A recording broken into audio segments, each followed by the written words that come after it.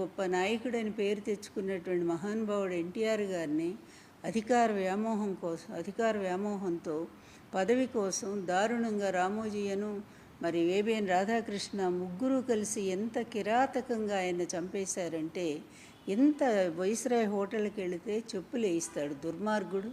ఇవన్నీ కూడా మర్చిపోతారనుకుంటున్నారా? చరిత్ర ఎప్పటికి కూడా మర్చిపోదు చంద్రబాబు నాయుడు. నువ్వు చేసినటువంటి నీచమైన రాజకీయాలు మొట్టమొదటిగా ఎన్టీఆర్ గారితోనే మొదలు పెడదాము. ఎన్టీఆర్ గారిని ఎంతగానో అవమానం చేశావు. 8 నెలలు తిరగకుండానే 258 సీట్లు గెలుచుకున్నటువంటి ఒక ముఖ్యమంత్రిని దింపటానికి ఆయన భార్య మీదే నిందలేశావు. దారుణంగా రోజు నీ ఏదో పత్రికల్లో పిచ్చి పిచ్చి రాతలన్నీ రాయించావు. చివరికి మరి వైస్రాయ్ హోటల్లో ఎమ్మెల్యేలను బంధించావు. కుట్రలతో కుయుక్తులతో వాళ్ళందరినీ లోబరుచుకున్నావు. నీ 2 పత్రికలు ఉన్నాయి కనుక పచ్చపత్రికలు 2 కూడా ఇష్టం వచ్చినట్టుగా కుట్రకు ఆజ్యం పోసాయి.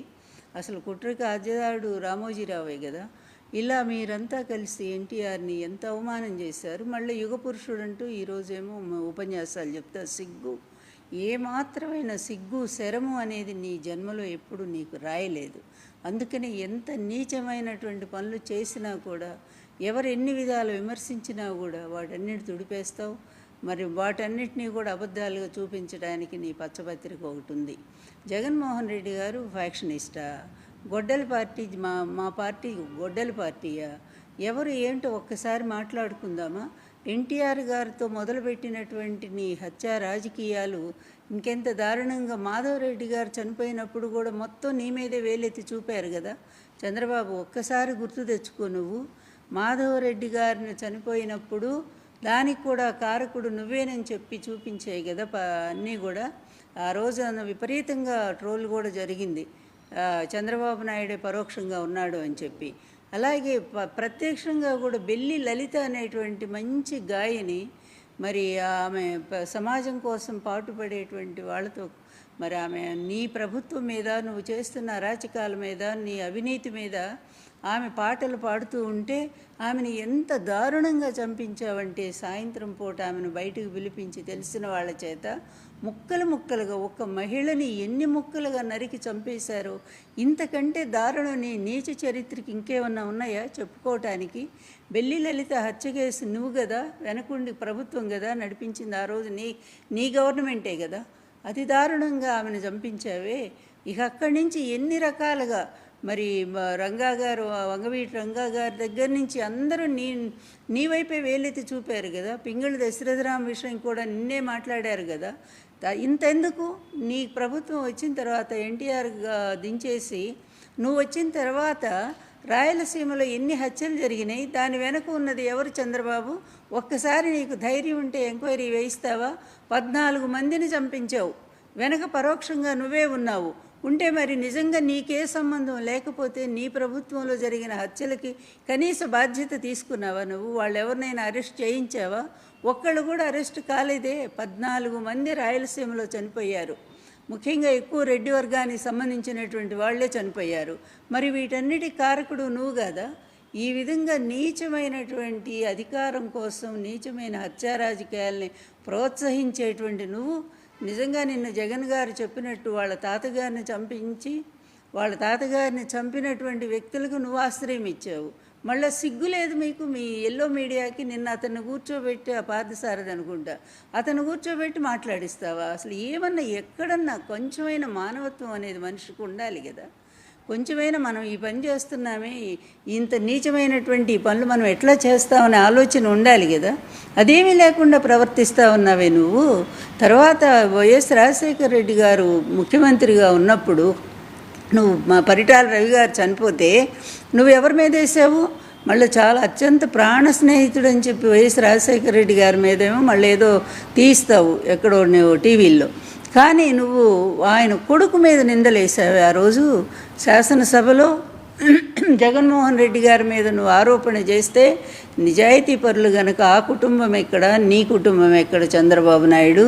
నిజంగా ఎంత హీన చరిత్ర నీది. వెనక నుంచి నువ్వు చిన్నప్పటి నుంచి చూస్తే ఎక్కడైనా ఒక్క పేజీ అయినా సరే నీ జీవిత చరిత్రలో ఒక్క పేజీ కూడా సరిగ్గా లేనే లేదు. ఎప్పుడూ కూడా ఈ నమ్మక ద్రోహానికి నువ్వు మొదటి నుంచి ఎవరైతే నిన్ను నమ్మారో, స్నేహితులు కానివ్వండి, నిన్ను ఆదరించినటువంటి పాకాల నారాయణ స్వామి లాంటి పెద్దలు కానివ్వండి, అందరికీ నువ్వెంత వెన్నుపోటు పడిచావో ఇది అందరికీ తెలిసినటువంటి చరిత్రే. కానీ నువ్వు తర్వాత వైఎస్ రాజశేఖర రెడ్డి గారు ఏం చేశారు, వెంటనే సిబిఐ ఎంక్వైరీ చేయించారు. అది నిజమైనటువంటిది ధైర్యం అంటే, నిజాయితీ అంటే అది.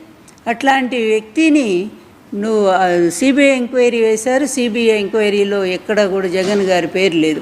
మొదటి నుంచి జగన్ గారి మీద, వైఎస్ రాజశేఖర రెడ్డి గారి మీద పడి ఏడుస్తూనే ఉన్నావు కదా. నీ ఏడు పాడుగాను, ఎందుకంటే అమాయకుడైనటువంటి ఎన్టీఆర్ గారిని పొట్టన పెట్టుకున్నావు. అట్లాగే నీకు అడ్డం లేకుండా, ఎవరు ఎదురు లేకుండా నువ్వే కంటిన్యూ ముఖ్యమంత్రి కావాలనే ఒక దురుద్దేశంతోనే వైఎస్ రాజశేఖర రెడ్డి గారి మరణం వెనక కూడా అందరూ నిన్నే వేలెత్తి చూపారు. తెలుసా నీకు చంద్రబాబు నాయుడు? ఎందుకంటే నువ్వు అసెంబ్లీలో 3 రోజుల ముందే కదా నువ్వు మళ్ళీ తిరిగి రావని మాట్లాడిన మాటలు అప్పుడు ప్రతి ఒక్కళ్ళు కూడా తెలుగునాట మాట్లాడుకున్నారు. నీకు అన్నీ తెలుసు.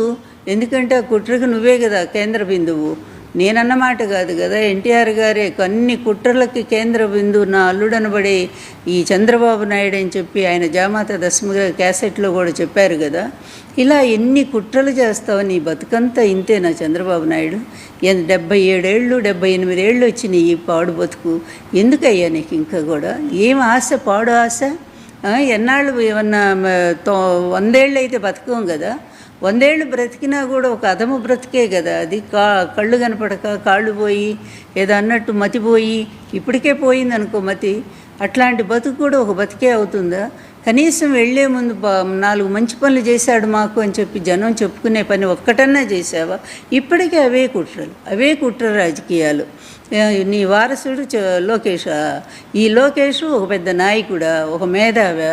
ఒక్క సబ్జెక్టు మీద 5 నిమిషాలు మాట్లాడలేనటువంటి ఒక పనికిమాలిన వాడిని తీసుకొచ్చి ఆయన ముఖ్యమంత్రిగా చేయటానికి ఇష్టం వచ్చినట్టుగా నువ్వు ఈ కుట్రలకన్నీ తెరదీస్తావా? ఎవరిది గొడ్డల పార్టీ చంద్రబాబు? నీది కదా.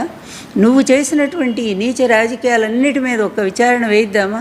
ఒక్క సిబిఐ ఎంక్వైరీ చేయిద్దామా? ఎన్టీఆర్ గారిని మరణానికి కారకుడైనటువంటి ఆ సంఘటన దగ్గర నుంచి ఇప్పటి వరకు కూడా, ఈరోజు కూడా రాష్ట్రంలో నీ ప్రభుత్వంలో ఇష్టం వచ్చినట్టు వైఎస్ఆర్ కాంగ్రెస్ పార్టీ నాయకుల్ని ఇష్టం వచ్చినట్టు చంపిస్తూ ఉన్నారే. మీ వాళ్ళంతా కూడా ఒక్కడన్నా నువ్వు అరెస్ట్ చేసావా? ఇది మొదలుకొని ఎంతమందిని చంపుతావు? ఎంతమంది ఆడపిల్లల మీద అత్యాచారాలు చేస్తున్నారు? నువ్వెట్లాంటి వాడివో నీ పార్టీని కూడా అట్లాగే తయారు చేసావు. ఇది ఎన్టీఆర్ పార్టీ కానే కాదు. నేను చెప్తున్నా, ఇది చంద్రబాబు మార్కు పార్టీ, తెలుగుదేశం. అందుకే అంత అసహ్యం నాకు నీ పార్టీ అన్నా, నువ్వన్నా కూడా.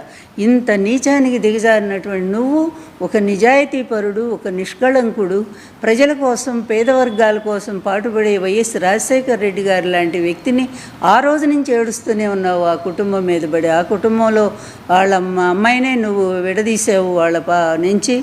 ఆ అమ్మాయిని ఒక ఆయుధంలాగా మార్చుకున్నావు డబ్బిచ్చి. సరే, నువ్వు నీ రాజకీయాలన్నీ ఇలాగే ఉంటాయి కదా, నీ పనికిమాలిన రాజకీయాలు.